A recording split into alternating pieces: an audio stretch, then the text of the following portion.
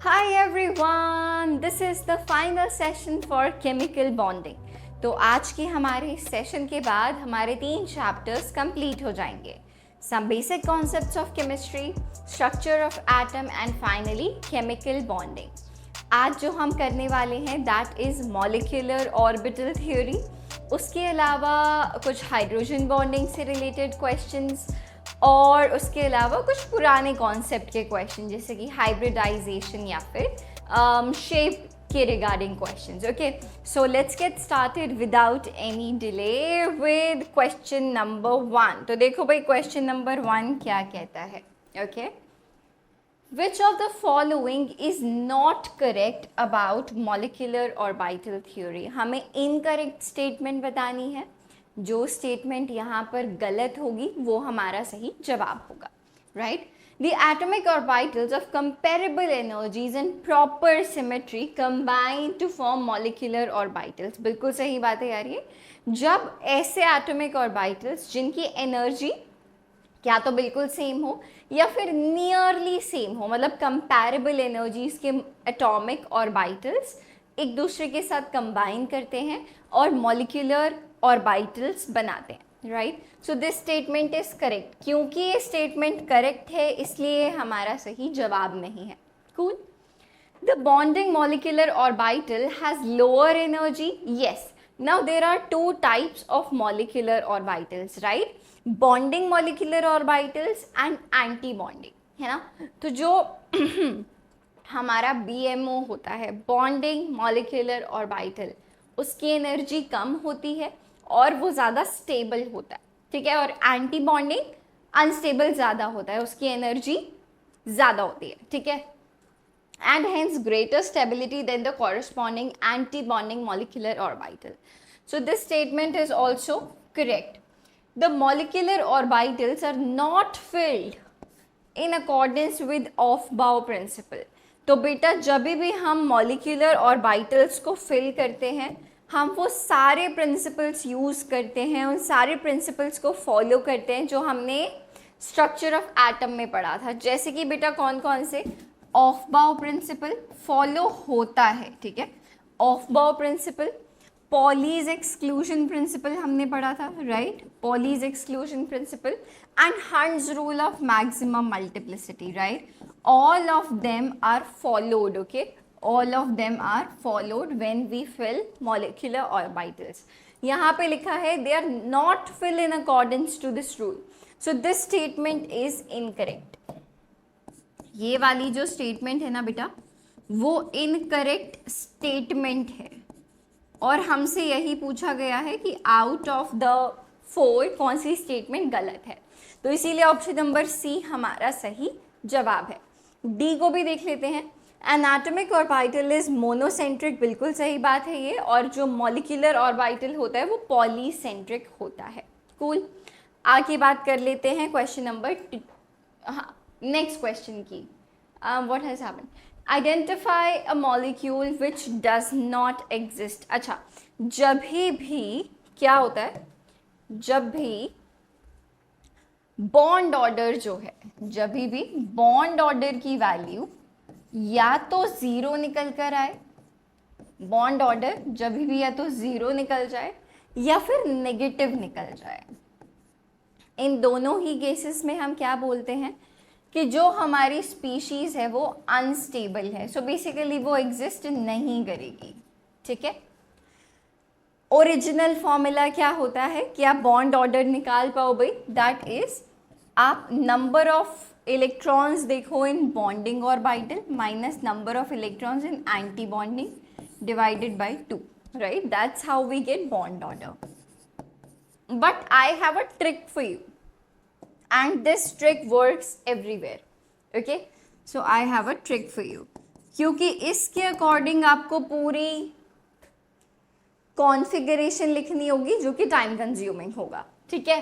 तो जब भी हमारे जो टोटल नंबर ऑफ इलेक्ट्रॉन्स हैं, क्या चीज़ हैं, जब भी हमारे total number of electrons less than 14 है, इलेक्ट्रॉन्स लेस देन और इक्वल टू 14 है, okay, then you can use n minus 8 by n minus 8 by, and in fact make it this electron say between 6 to 14, okay, so चलो electron less than और equal to 4, ठीक है।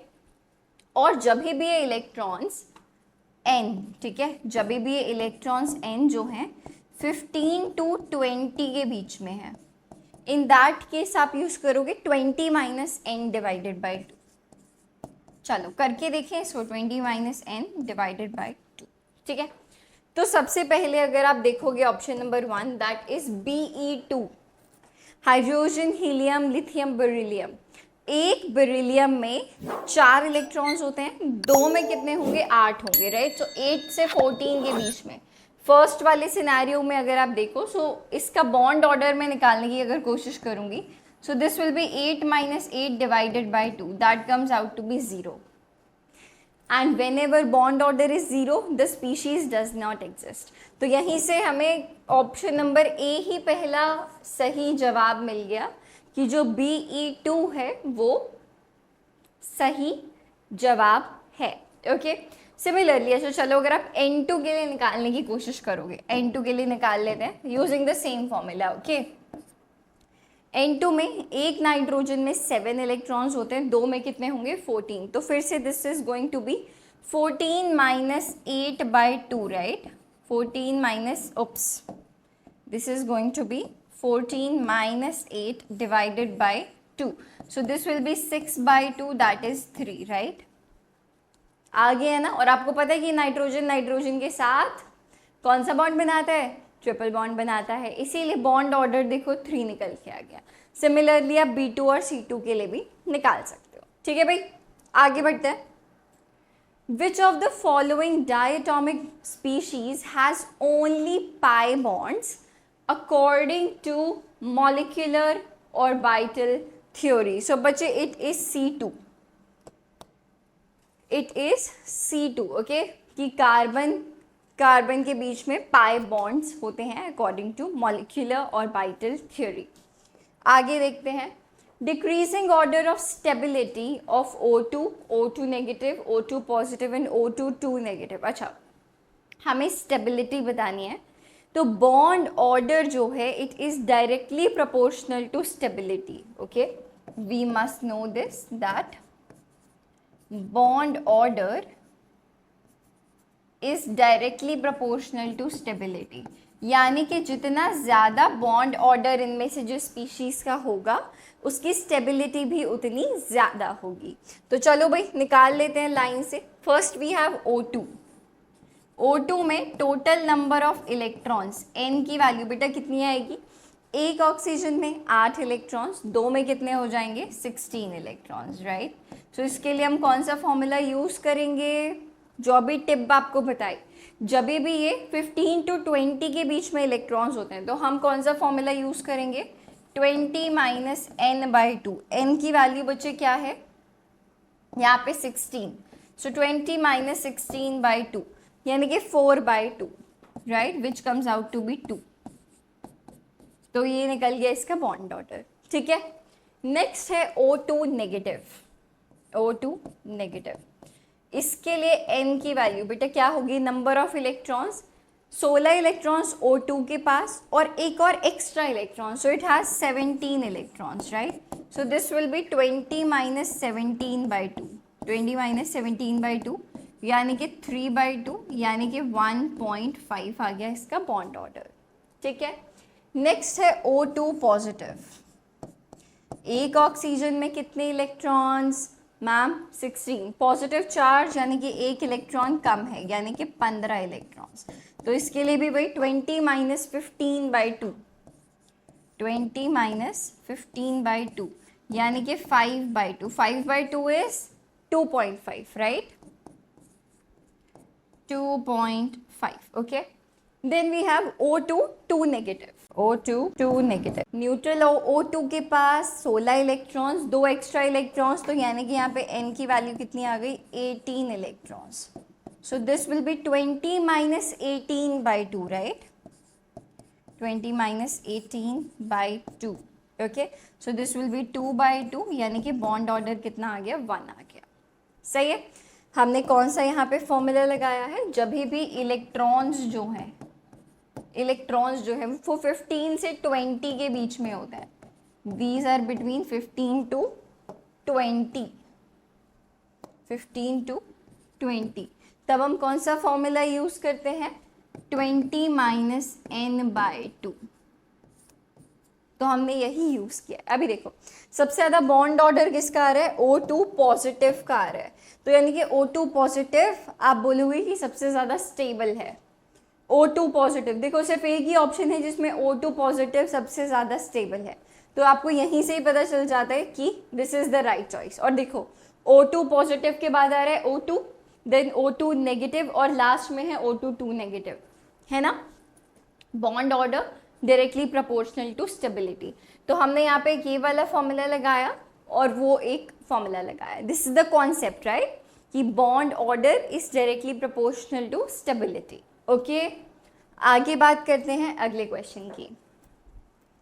Using MOT predict which of the following species has the shortest bond length. अब देखो bond length के साथ bond order का क्या रिलेशनशिप होता है, bond order is inversely proportional to bond length.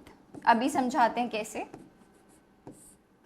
Bond order is inversely proportional to bond length, right. जैसे कि अगर बॉन्ड ऑर्डर है 3, यानी कि हम ट्रिपल बॉन्ड की बात कर रहे हैं और हमें पता है कि ट्रिपल बॉन्ड की लेंथ सबसे कम होती है ना। So these two are inversely proportional. चलो अगर बात की जाए O2 पॉजिटिव की, सिमिलरली ये चीज लगानी है। और दूसरा क्या, कि जब भी electrons, right, n number of electrons जो हैं वो 15 से 20 के बीच में होंगे, तो हम कौन सा फॉर्मूला लगाएंगे भाई, 20 minus n। n is the number of electrons, total number of electrons, ठीक है। हम यहाँ पे पूरी कॉन्फ़िगरेशन नहीं कर रहे हैं, this is a trick for you. What is this, this is a trick for you. Cool, चलो आगे बढ़ते हैं O2 पॉजिटिव की तरफ। तो O2 के पास बेटा कितने इलेक्ट्रॉन्स होते हैं मैम, 16। O2 पॉजिटिव के पास नंबर ऑफ इलेक्ट्रॉन्स कितने होंगे, 15। तो यहाँ पे इसके लिए हम क्या फॉर्मूला लगाएंगे, 20 minus 15/2, right. This will be 20 minus 15 divided by 2, that is 5/2, यानी कि 2.5, right. 5/2 which comes out to be 2.5, ठीक है। आगे बढ़ते हैं O2 नेगेटिव की तरफ। O2 के पास होते हैं कितने, 16 इलेक्ट्रॉन्स। O2 नेगेटिव के पास हो जाएंगे 17 electrons. So this will be 20 minus 17/2, यानी कि 3/2, यानी कि 1.5, ठीक है। हमें बताना है शॉर्टेस्ट वेवलेंथ, तो जिसका बॉन्ड ऑर्डर सबसे ज़्यादा होगा उसकी बॉन्ड लेंथ सबसे कम होगी, ठीक है।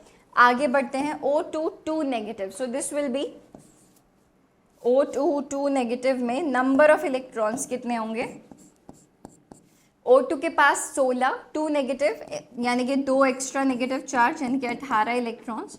So this will be 20 minus 18/2, यानी कि 2/2, यानी कि 1। and this is O2 positive, so this will be 16 minus 2, so this will be 14, right। यहाँ पे नंबर ऑफ इलेक्ट्रॉन्स कितने होंगे, 14। और जब भी नंबर ऑफ इलेक्ट्रॉन्स बेसिकली 8 से 14 के बीच में होते हैं तब हम बेटा क्या लगाते हैं, then we use n minus 8/2, this formula. जब भी इलेक्ट्रॉन्स जो हैं वो लेस देन और इक्वल टू 14, आप कुछ ऐसा समझ सकते हो, ठीक है। So this time it is 14 minus 8/2, 14 minus 8/2 कितना हो गया भाई, 6/2, यानी कि 5। ये देखो 6/2 यानी कि 3, सही है। देखो पिछली बार भी हमने O2 पॉजिटिव, अच्छा O2 पॉजिटिव नहीं था हमारे पास पिछली बार, राइट, करेक्ट। तो यहाँ पे अब की बार O2 पॉजिटिव का बेटा बॉन्ड ऑर्डर कितना निकल के आया है, 3, यानी कि इसकी बॉन्ड लेंथ सबसे कम होने वाली है इसीलिए हम बोलेंगे कि ऑप्शन नंबर डी जो है वो हमारा फाइनल आंसर है। जल्दी से इसको देखो भाई, अगर कोई डाउट है तो मुझे कमेंट्स में ज़रूर बताना। आगे बढ़ते हैं। The boiling point of water is exceptionally high because, let's see the options. Water molecules are linear, नहीं, water molecules are bent. There is covalent bond between H and O. Okay. Water molecules associate due to hydrogen bonding. This is the reason कि hydrogen और oxygen में काफ़ी electronegative difference होता है, जिसके वजह से हाइड्रोजन बॉन्डिंग डेवलप हो जाती है और हाइड्रोजन बॉन्ड्स को तोड़ना मुश्किल होता है। So that's why water has exceptionally high boiling point. ठीक है भाई, आगे बढ़ते हैं। Which of the following species does not exist under normal conditions? ऐसा क्वेश्चन अभी हमने पहले भी किया, राइट? तो जब भी हमने सीखा बॉन्ड ऑर्डर या तो ज़ीरो निकल के आ जाए, है ना, जो हम बॉन्ड ऑर्डर बार बार कैलकुलेट कर रहे हैं, या तो वो ज़ीरो आ जाए या नेगेटिव आ जाए, है ना। इन दैट केस हम क्या बोल देते हैं, that molecule does not exist, या फिर मॉलिक्यूल बहुत अनस्टेबल है ना। So we can say that molecule does not exist in that case. तो क्या करना है, सबका बॉन्ड ऑर्डर फाइंड आउट करना है, और जहाँ पे भी बॉन्ड ऑर्डर निकल के आ जाए कितना, ज़ीरो या negative, that species does not exist. अच्छा, Be2 पॉजिटिव के बारे में बात करते हैं। इसके पास नंबर ऑफ इलेक्ट्रॉन्स कितने होंगे, हाइड्रोजन, हीलियम, लिथियम, बेरिलियम। एक बेरिलियम के पास होते हैं कितने, 4 इलेक्ट्रॉन्स। Be2 के पास हो गए 8, और इसके ऊपर एक नेगेटिव चार्ज, यानी कि it has 7 electrons, right, it has 7 electrons. और अभी हमने पढ़ा कि जब भी total number of electrons less than 14 हो तो हमें क्या करना है, n-8/2 करना है ना। अच्छा, as I told you कि that is valid only when the electron is between 8 to 14, right? Between 8 to 14 के बीच में। अच्छा, और अगर Be2 की बात करो, Be2 में देखो एग्जैक्टली 8 इलेक्ट्रॉन्स है, राइट। तो जब आप इसको देखोगे, so this will be 8-8/2, so this is going to be 0। तो आपको यहाँ से पता चल जाता है कि Be2 जो है वो एग्जिस्ट नहीं करता है, Be2 एग्जिस्ट नहीं करता है। क्लियर है। एंड इससे पहले भी देखिए हमने करा था कि जब भी इलेक्ट्रॉन सम जो है, इसको ना आप करेक्ट कर लीजिए, make it 8 to 14, okay, whenever the electrons are between 8 to 14, number of electrons 8 to 14। ठीक है भाई, 15 to 20 है तो वो लगाओ, 8 to 14 है तो ये लगाओ। ठीक है भाई, चलो आगे बढ़ते हैं। This question done, this question done, this question done. According to molecular orbital theory, अच्छा, जब आपको बताना होता है कि कोई स्पीशीज पैरामैग्नेटिक है, डायामैग्नेटिक है, वैसे तो आपको उसमें भी देखना पड़ेगा अनपेयर्ड इलेक्ट्रॉन्स कितने हैं और पेयर्ड इलेक्ट्रॉन्स कितने हैं ना, पूरी कॉन्फ़िगरेशन लिख के। बट इसके लिए भी आप उनके पास आपके लिए ट्रिक है। ठीक है, चलो देखिए। C22 negative is expected to be diamagnetic. अभी देखो, जब भी आप डायामैग्नेटिक की बात करो, now this is again also a trick, okay. तो जब भी हम बात कर रहे हैं डायामैग्नेटिक की, अगर आपका टोटल इलेक्ट्रॉन सम जो है वो इवन है, वो क्या निकल के आ रहा है, इवन है, एक्सेप्ट 10 and 16, एक्सेप्ट 10 and 16, 10 और 16 को छोड़ के जो भी इवन नंबर होगा तो वो क्या है, डायामैग्नेटिक है, एक्सेप्ट 10 and 16। ठीक है भाई। और अगर बात की जाए पैरामैग्नेटिक की, अगर बात की जाए किसकी, पैरामैग्नेटिक की, तो अगर हमारा टोटल इलेक्ट्रॉन सम या तो ऑड हो या तो 10 हो या 16 हो तो वो क्या है, पैरामैग्नेटिक है, ठीक है भाई, diamagnetic, paramagnetic. If the total electron some is either odd और 10 और 16, ठीक है, क्लियर है। वहां पे 10 और 16 नहीं होना चाहिए, यहाँ पे 10 और 16 अगर है तो ऑफ कोर्स यार वो पैरामैग्नेटिक होगा, ठीक है। That's again a trick for you, ठीक है। C22 negative is expected to be diamagnetic. चलो चेक करके देखें, एक कार्बन के पास 6 इलेक्ट्रॉन्स, 2 कार्बन के पास 12 इलेक्ट्रॉन्स, 2 उसके पास एक्स्ट्रा चार्ज, यानी कि इट हैज 14 इलेक्ट्रॉन्स, राइट। तो 14 इलेक्ट्रॉन्स मतलब E1 है, राइट, दीज आर E1। और ना तो ये 10 है ना ये 16 है, तो यानी कि ये डायामैग्नेटिक है, ठीक है। तो यही सही है यार, C22 negative is expected to be diamagnetic, बिल्कुल सही बात है, यही हमारा सही जवाब है, ठीक है। अच्छा, O22 positive expected to have a longer bond length than O2। अच्छा, O22 पॉजिटिव के लिए अगर हम बॉन्ड लेंथ निकालने की कोशिश करें तो अगेन हम इसको बॉन्ड ऑर्डर के साथ में रिलेट कर सकते हैं ना। Bond length and bond order are inversely proportional, right. तो अगर आप बात करोगे O22 पॉजिटिव की, if we talk about O22 positive, 16 - 2 यानी कि 14 इलेक्ट्रॉन्स है इसके पास, और जब भी इलेक्ट्रॉन्स जो है वो 8 से 14 के बीच में होते हैं तब हम कौन सा फॉर्मूला यूज करते हैं, n-8/2। So here it will B how much, 14 - 8/2, right, 14 - 8/2 यानी कि 6/2 यानी कि 3, ठीक है। O2 के लिए तो यार बॉन्ड और वैसे भी अपने को पता है 2 ही होता है ना, इट इज 16। तो when it is 16 so we will use 20 - 16/2, 4/2 यानी कि 6, that is 2, right। for O2 हमें पता ही है ऑक्सीजन डबल बॉन्ड बनाता है, तो बॉन्ड ऑर्डर कितना आ गया, 2 निकल के आ गया, है ना। तो अगर O2 का बॉन्ड ऑर्डर ज़्यादा है तो यानी कि उसकी बॉन्ड लेंथ कम है ना। O22 positive is expected to have longer bond length than O2, बिल्कुल यार। अगर O22 पॉजिटिव का जो बॉन्ड ऑर्डर है वो कितना है, इसका बॉन्ड ऑर्डर 3 है, राइट, और इसका बॉन्ड ऑर्डर है 2, राइट, इसका बॉन्ड ऑर्डर है 2, correct.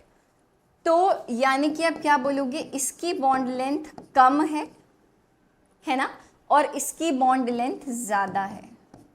But according to the statement वो क्या कह रहा है कि O22 पॉजिटिव की बॉन्ड लेंथ ज़्यादा है, तो इसीलिए स्टेटमेंट इनकरेक्ट है, ये स्टेटमेंट गलत है, ठीक है। ऑप्शन नंबर सी, ये मैं आपको इसलिए सॉल्व करा रही हूँ क्योंकि ये क्वेश्चन जो है वो मल्टीपल चॉइस वाला है, ठीक है भाई। तो यहाँ से आप कह सकते हो इसकी बॉन्ड लेंथ कम है, ठीक है। आगे देखो, N2 positive and N2 negative have the same bond order. चलो भाई ट्राई कर लेते हैं हम लोग। This was for option number A, right, this was for option number B, okay, and here we are solving the option number C. N2 positive की अगर आप बात करो, N2 पॉजिटिव में कितने नंबर ऑफ इलेक्ट्रॉन्स हैं, एक नाइट्रोजन में 7 इलेक्ट्रॉन्स, 2 में 14 प्लस 1 चार्ज यानी कि it has 13 electrons, right, 13 electrons. तो जब भी इलेक्ट्रॉन सम जो है वो 8 to 14 के बीच में होता है, then we use n-8/2। So this will be 13 - 8/2 यानी कि 5/2 यानी कि 2.5, right. So the bond order here is 2.5, ठीक है। N2 नेगेटिव के बारे में अगर बात करें तो यहाँ पे कितने इलेक्ट्रॉन्स आ गए। अब देखो यहाँ पे ना यही एग्जामिनर चेक करना चाहता था कि आपको दोनों चीज़ें पता है या नहीं पता। अभी देखो जो इलेक्ट्रॉन सम है यार वो कितना आ गया, वो आ गया आपकी बार 15 इलेक्ट्रॉन्स, राइट। तो लेकिन जब इलेक्ट्रॉन सम 15 से 20 के बीच में होता है तब हम कौन से वाला यूज़ करते हैं, 20 - n/2। So this will be 20 - 15/2, right. So it's going to be 20 - 15/2, ठीक है भाई, clear? So which is again 2.5. तो ये बिल्कुल सही बात है, N2 पॉजिटिव और N2 नेगेटिव का जो बॉन्ड ऑर्डर है वो सेम है. ठीक, तो ये हो गया ऑप्शन नंबर सी भी करेक्ट. सही है. आगे बात करते हैं अगले क्वेश्चन की. According to molecular orbital theory, which one of the lists ranks the nitrogen species in terms of increasing bond order? Simply bond order बताना है हमें. N2 negative, N2 2 negative and N2. ठीक है, 3 स्पीशीज हैं चलो हमारे पास. सबसे पहले N2 का यार हमें पता है बॉन्ड ऑर्डर कितना होता है, 3 होता है, राइट? नाइट्रोजन ट्रिपल बॉन्ड बनाते हैं, तो इसीलिए 3 बॉन्ड्स हैं, तो उसका बॉन्ड ऑर्डर क्या है, 3. सही है. N2 2 नेगेटिव के बारे में बात कर लेते हैं. N2 2 नेगेटिव, इसके पास कितने नंबर ऑफ इलेक्ट्रॉन्स हैं, 14 + 2, 14 + 2 यानी कि 16 इलेक्ट्रॉन्स. और जब भी हमारे इलेक्ट्रॉन्स जो हैं वो 15 से 20 के बीच में होता है, right, number of electrons, right, तब हम कौन सा यूज करते हैं, 20 minus number of electrons by 2. ठीक है, so it's going to be 20 minus 16 by 2, 20 minus 16 by 2 यानी कि 4 बाय 2 यानी कि जस्ट 2, राइट, 4/2 दैट्स जस्ट 2. उसका बॉन्ड ऑर्डर है 2. Next is N2 negative. Okay, N2 single charge negative.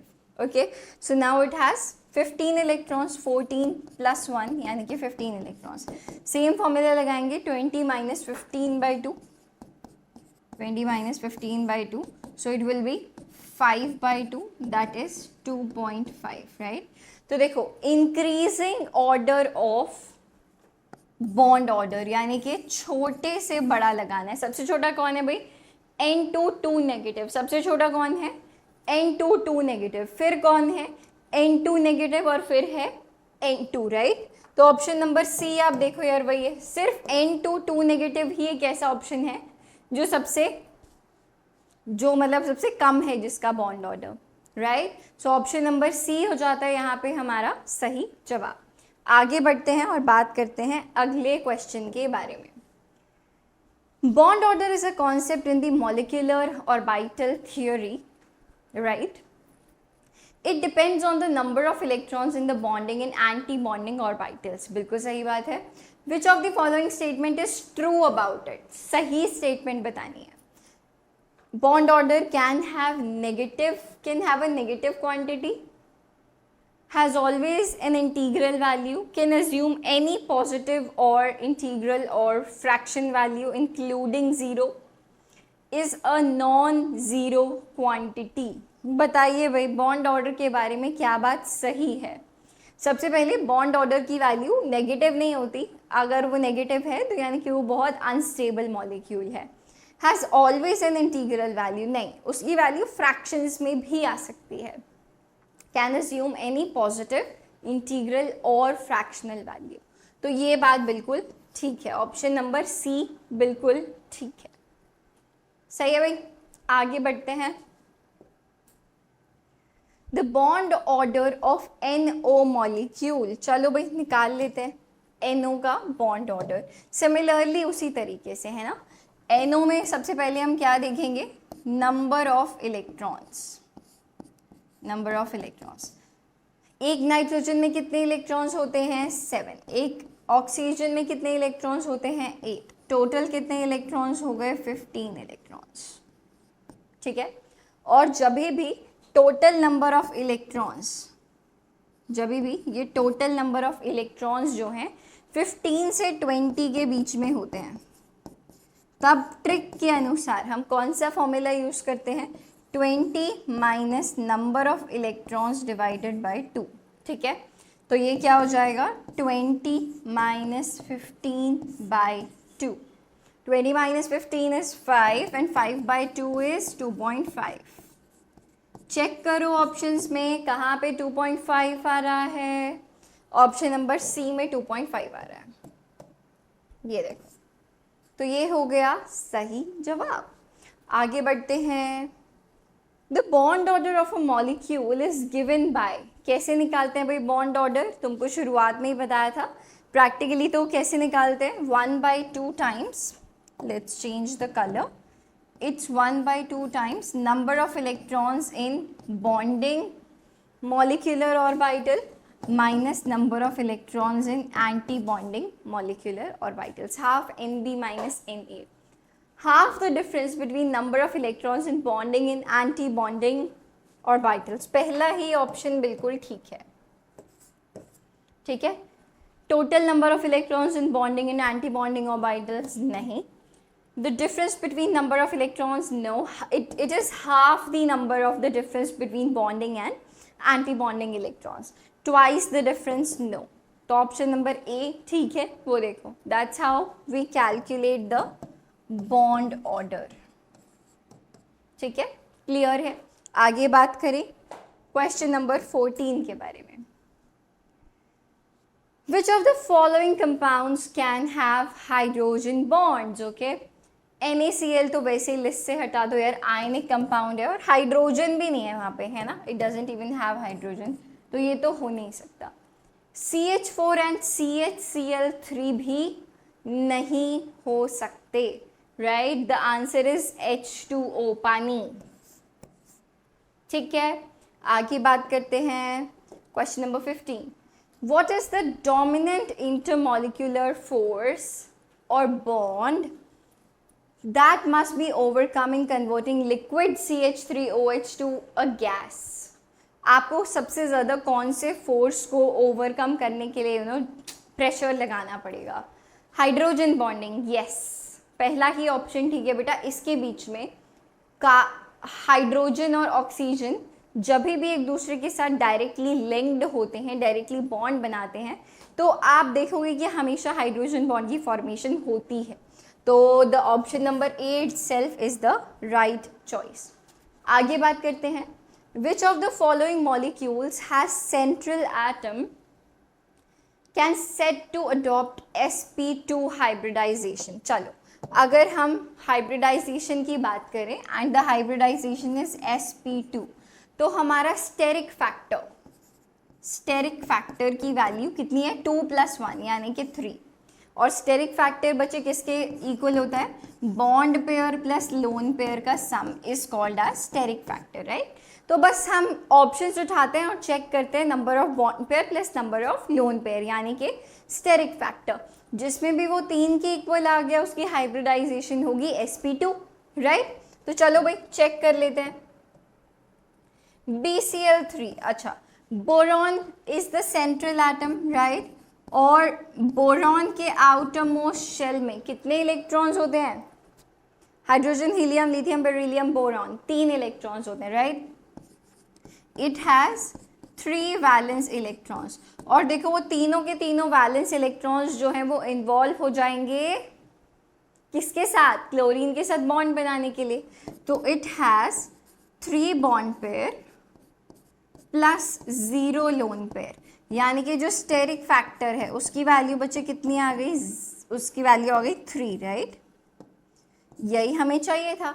तो हम इससे बोल सकते हैं कि हाइब्रिडाइजेशन कितनी है? Hybridization is sp2. So we can say that we are talking about sp2 hybridization. Is this thing clear? I think so. Yes. आगे बढ़ते हैं, क्वेश्चन नंबर 17 के बारे में बात करते हैं. An sp3 orbital contains, options देखते हैं क्या पूछ रहा है. 1/4 s कैरेक्टर, 1/2 s कैरेक्टर, 3/4. अच्छा देखो, sp3 बच्चे कब बनेगा? sp3 it will have 1 s orbital, 1 s orbital, and it will have and 3 p orbitals, right. तभी क्या होंगे? इक्वल 4 sp3 हाइब्रिड ऑर्बिटल्स जो हैं वो फॉर्म हो जाएंगे, राइट. बिल्कुल सही बात है. तो अगर आप देखो तो टोटल पार्ट्स कितने हैं यहाँ पे एटॉमिक ऑर्बिटल्स के? 4. Out of it 1 is s, so it will have 1/4 character, right. 1/4 s character आप बोल सकते हो, and 3/4 p character. 3/4 is the P character. सही बात है यार, बिल्कुल ठीक बात है यार, ठीक है। So which is the right choice, 1/4s character, ठीक है। आगे बढ़ते हैं। Which of the following structures is linear. अच्छा, लीनियर स्ट्रक्चर कब बनता है, जब AB2 वाला स्ट्रक्चर हो, right. Whenever we have AB2 structure, जैसे कि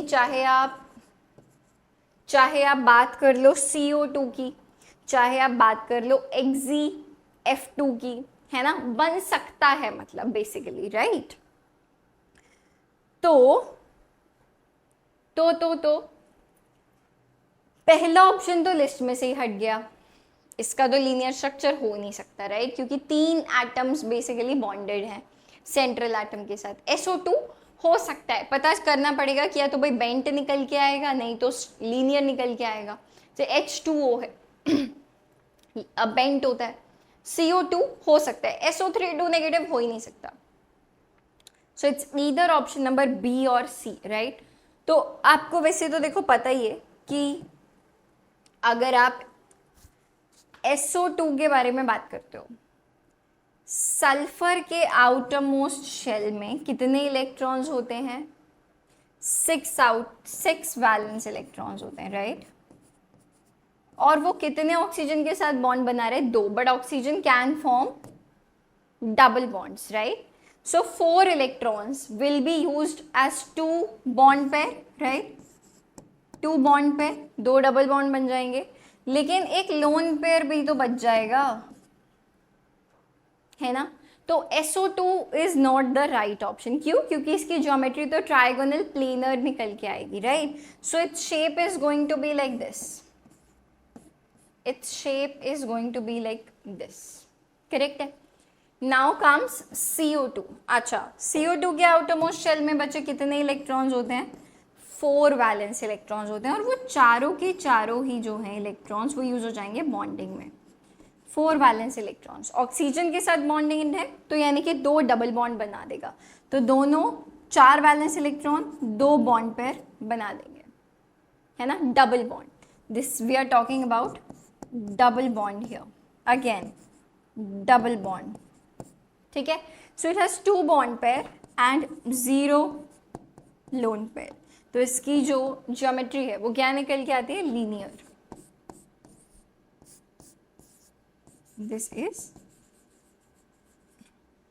linear, okay. So CO2 is the right option. आगे चलते हैं। Which of the following has the shortest carbon carbon bond length. Option number A है C2H2। चलो structure बना के देखते हैं C2H2 का, ओके।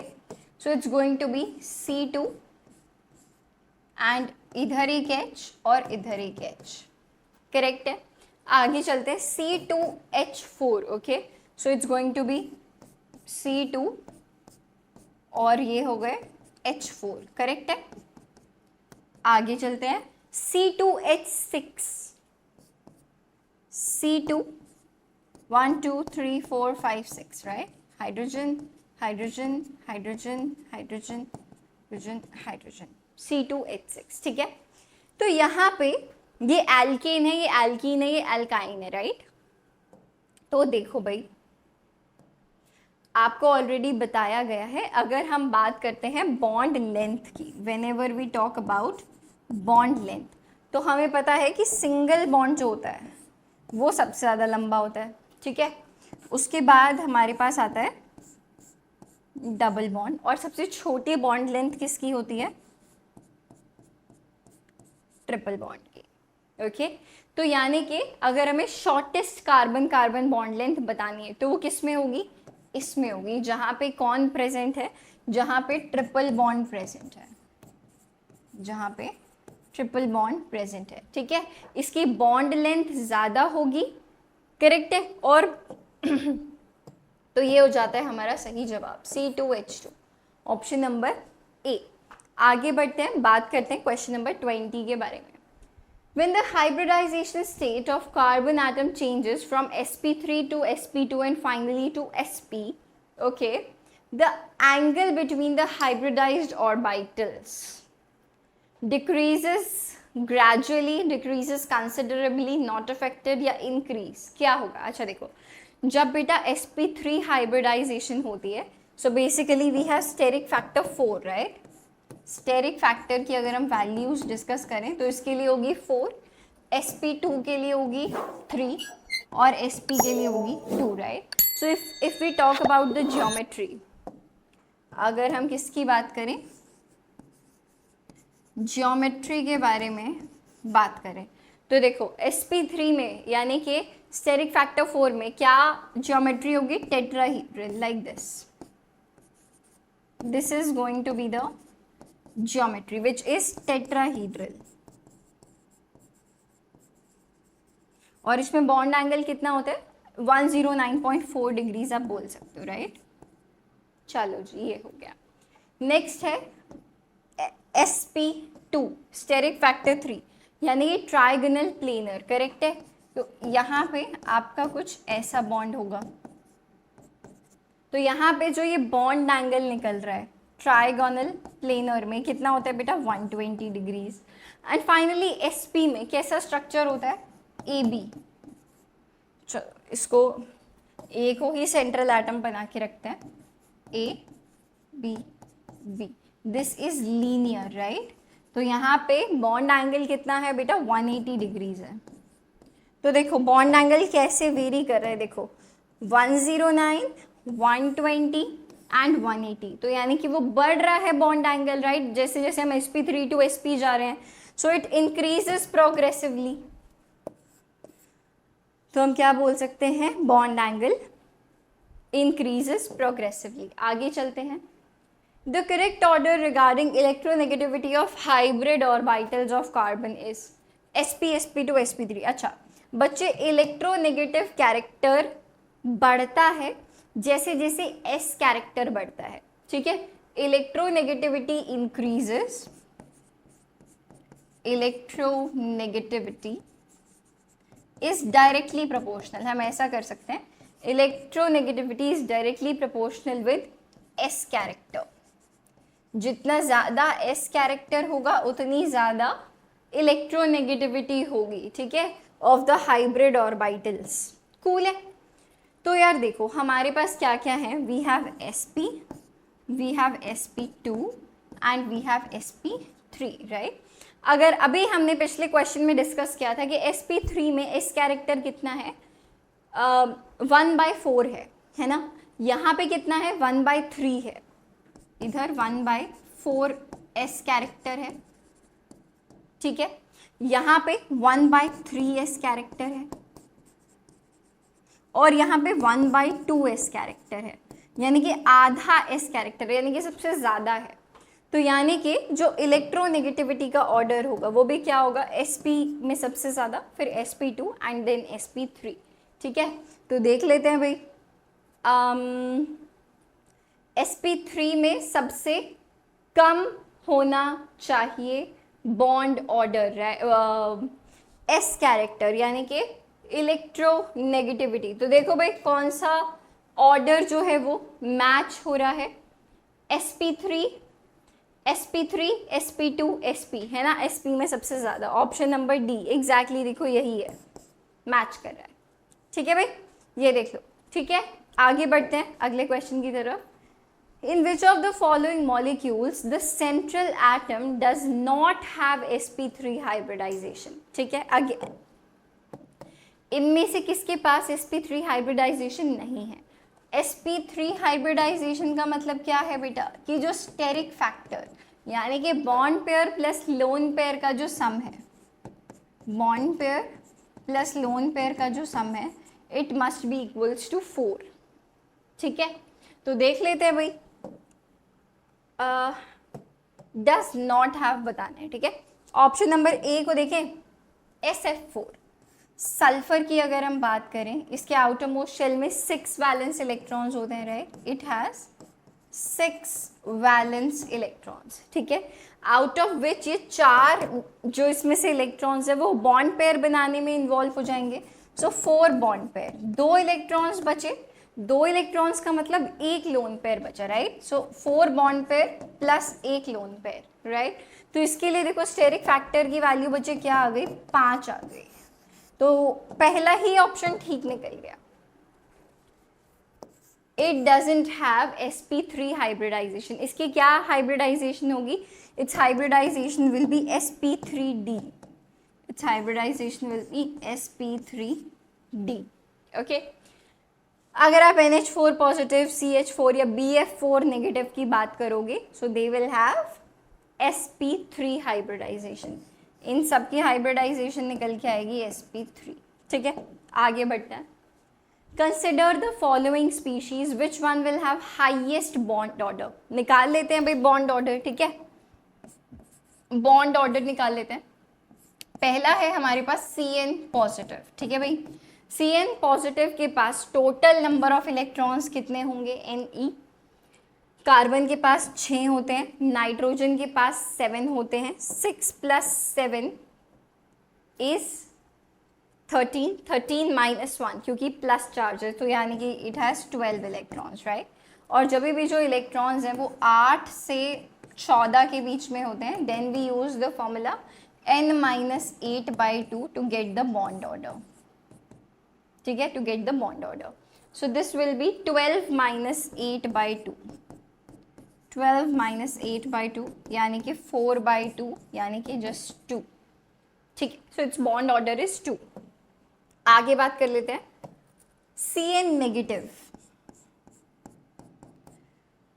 6 + 7 + 1 है ना, यानी कि इट हैज 14 इलेक्ट्रॉन्स।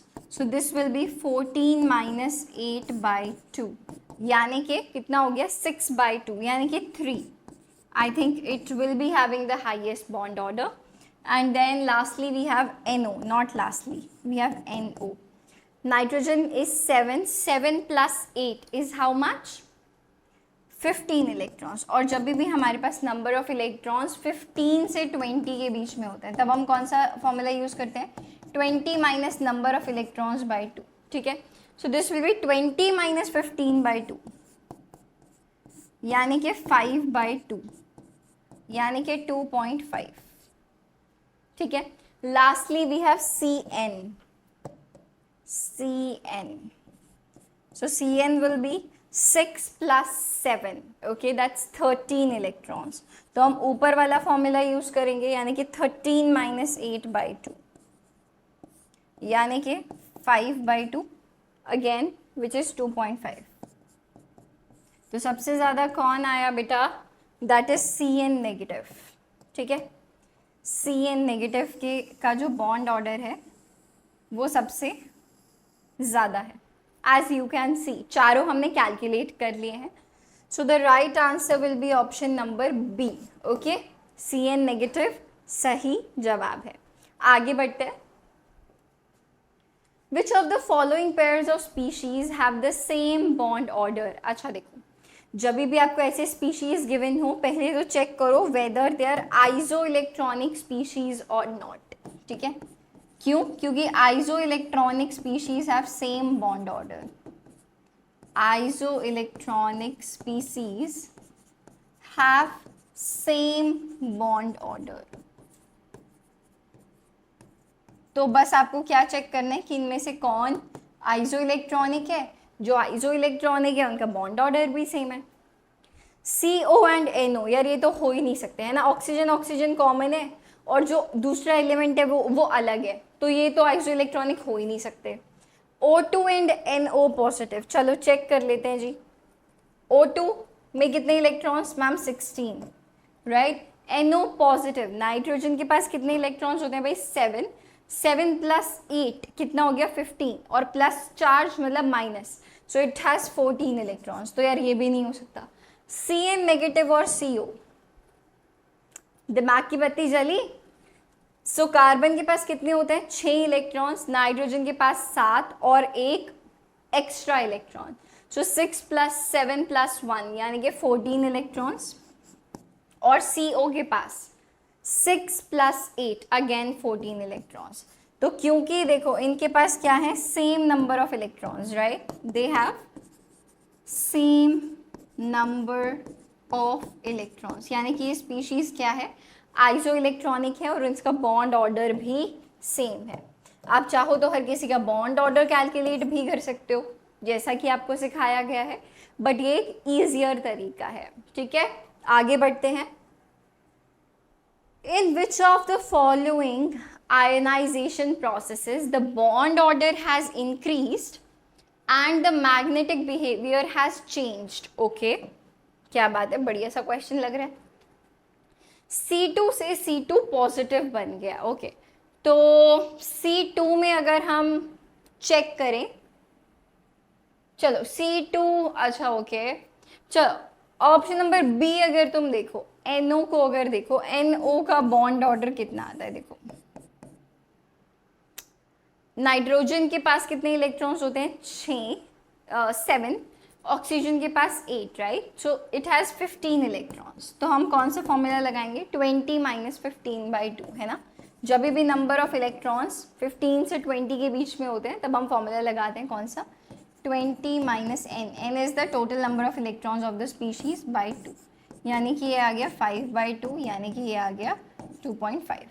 ठीक है, NO पॉजिटिव की बात कर लेते हैं यार, यानी कि इसके पास होंगे 14 इलेक्ट्रॉन्स, राइट।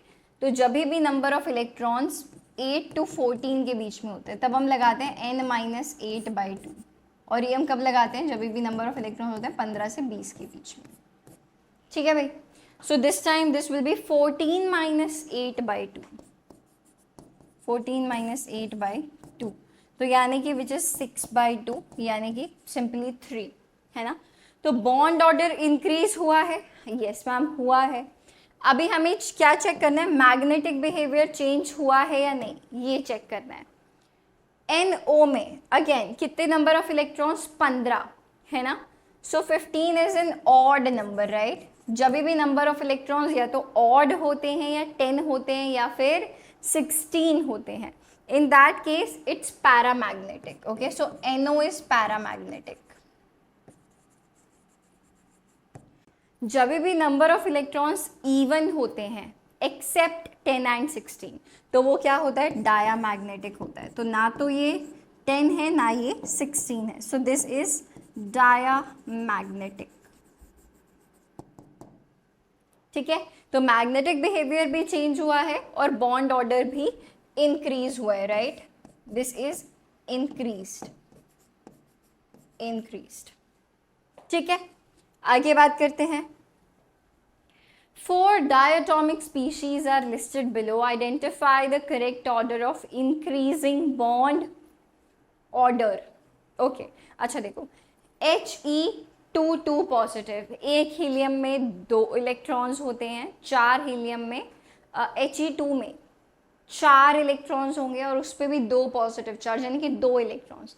तो फॉर श्योर He22 पॉजिटिव का बॉन्ड ऑर्डर सबसे कम होने वाला है। So only there is one option जिसमें He22 पॉजिटिव का बॉन्ड ऑर्डर सबसे कम है। सो हम यहीं से ही प्रिडिक्ट कर सकते हैं कि ये सही जवाब है। ठीक है, सबको सॉल्व करना आपको आता है, दैट्स योर होमवर्क। आगे चलते हैं। Which species does not exhibit paramagnetism, यानी कि हमें बताना है कि इनमें से कौन डायामैग्नेटिक है, राइट। इनमें से कौन डायामैग्नेटिक है, और डायामैग्नेटिक के लिए हमें क्या चाहिए कि जो इलेक्ट्रॉन सम है ना, जो टोटल इलेक्ट्रॉन सम है वो कितना आना चाहिए डायामैग्नेटिक के लिए, इवन होना चाहिए एक्सेप्ट 10 and 16, एक्सेप्ट 10 and 16। ठीक है भाई, तो पहला ऑप्शन चेक करते हैं, CO। Number of electrons, carbon में कितने होते हैं, 6, ऑक्सीजन में कितने होते हैं, 8। सो 6 + 8 इज हाउ मच, 14। तो क्या बात है यार, पहला ही ऑप्शन ठीक आ गया। This is diamagnetic in nature, तो आप क्या बोल सकते हो, ये डायामैग्नेटिक है। और अगर ये डायामैग्नेटिक है तो यानी कि ये it does not exhibit paramagnetism. Option number A ही सही जवाब आ गया है। ठीक है, अगर आप बाकी ऑप्शंस चेक करो, देखो N2 पॉजिटिव, दो नाइट्रोजन के पास कितने electrons, 14, and 14 minus 1 will be 13 electrons, so that is odd number of electrons. तो जब भी ऑड नंबर ऑफ इलेक्ट्रॉन्स होते हैं वो पैरामैग्नेटिक होता है नेचर में।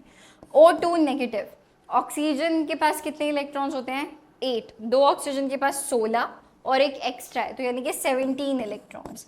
तो 17 इलेक्ट्रॉन्स यानी कि फिर से ऑड यानी कि पैरामैग्नेटिक इन नेचर।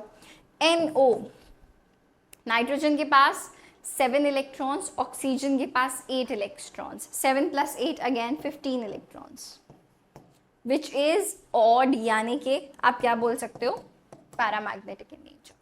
क्लियर? तो हमारा ऑप्शन नंबर ए यहाँ था सही जवाब। विच of the following species is paramagnetic, इसमें से कौन पैरामैग्नेटिक है ये हमें बताना है। पैरामैग्नेटिक के लिए हमें क्या चाहिए कि जो टोटल इलेक्ट्रॉन सम है, नंबर ऑफ इलेक्ट्रॉन्स हैं जो स्पीशीज में, वो या तो ऑड होने चाहिए या फिर 10 होने चाहिए या फिर 16 होने चाहिए। ठीक है, और कोई इवन नंबर नहीं चलेगा एक्सेप्ट 10 एंड 16। ठीक है, O2 नेगेटिव यानी कि 16 + 1 which is 17 is paramagnetic. Odd पहला ही ठीक आ गया, क्या बात है। Cn नेगेटिव के लिए भी देख लेते हैं भाई।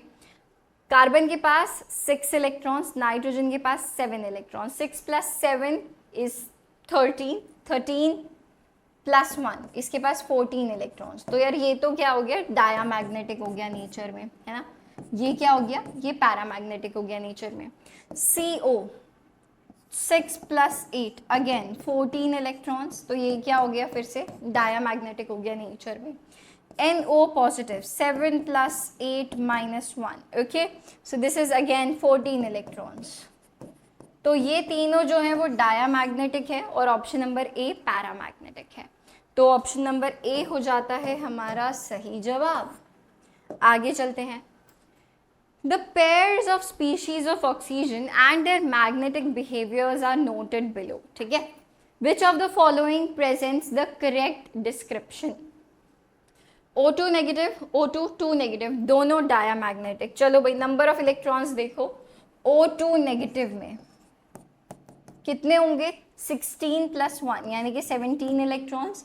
O2 2 नेगेटिव में कितने होंगे, 18 इलेक्ट्रॉन्स। तो यानी कि ये पैरामैग्नेटिक हुआ और ये डायामैग्नेटिक हुआ, तो यानी कि ऑप्शन नंबर ए तो नहीं है हमारा सही जवाब। This was for option number ए। ठीक है, ऑप्शन नंबर बी चेक कर लेते हैं। O positive and O2 2 negative, okay. O positive के पास कितने इलेक्ट्रॉन्स होंगे, 6, 8 - 1, right.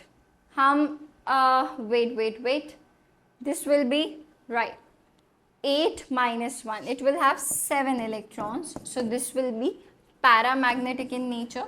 And O2 2 negative, O2 2 negative, 16 + 2 यानी कि 18 इलेक्ट्रॉन्स, यानी कि दिस इज डायामैग्नेटिक, यानी कि ये दोनों भी अलग हुए नेचर में। ऑप्शन नंबर बी भी नहीं हो सकता। ऑप्शन नंबर सी के बारे में बात कर लेते हैं जी। ठीक है, yes, O2 positive, okay, O2 positive यानी कि 16 - 1 यानी कि 15 इलेक्ट्रॉन्स। तो ये क्या हुआ, पैरामैग्नेटिक होगा। And we have O2 negative, O2 negative, this will be 16 + 1 यानी कि 17 इलेक्ट्रॉन्स। ये भी पैरामैग्नेटिक, बिल्कुल सही बात है। ऑप्शन नंबर सी जो है वो सही जवाब है यार, option number C is the right choice. ठीक है, दोनों पैरामैग्नेटिक हैं, दोनों के पास ऑड नंबर ऑफ इलेक्ट्रॉन्स हैं। ठीक है, आगे बढ़ते हैं। Last question, strongest hydrogen bonding is shown by water, ammonia, hydrogen fluoride या हाइड्रोजन सल्फाइड। हाइड्रोजन फ्लोराइड की सबसे ज़्यादा स्ट्रॉन्ग हाइड्रोजन बॉन्डिंग होने वाली है because of large electronegativity difference. ठीक है, हाइड्रोजन और ऑक्सीजन से भी ज़्यादा स्ट्रॉन्ग बॉन्ड ये होता है because of large electronegativity difference, electronegativity difference. Okay, So here we are done with today's 30 questions. Thanks for watching. See you in the next session. Till then, bye bye.